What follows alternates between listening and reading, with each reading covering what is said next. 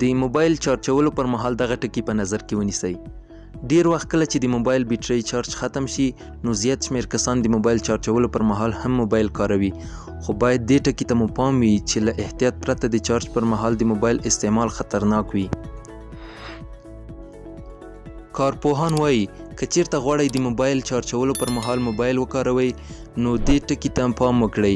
د موبایل چارجولو پر مهال غیر اړین اپلیکیشنې بند کړئ او یوازې هغه اپلیکیشنې استعمال کړئ چې د اړتیا وړ وي.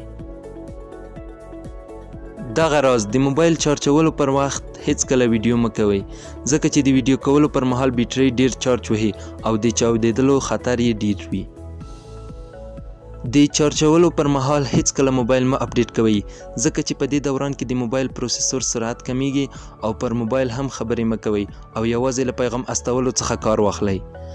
دغه راز که چیرته چارجر ډیر پیاوړی وي او موبایل مو لږ مصرف کوونکی وي نو بیټرۍ خرابېدلی شي چې همدا مو موبایل هم خرابوي. ډیره مننه چې د دې ویډیو تر پای پورې مو زموږ ملتیا وکړه. که مو له داسې ډول ویډیوګانو سره مینه وي نو زموږ د یوټیوب چینل در سره سبسکرایب کړئ، د زنګ بټنه فعاله کړئ ترڅو زموږ له نوې ویډیوګانو څخه خبر شئ. تر بلې ویډیو پورې ښې چارې او ښه ژوند.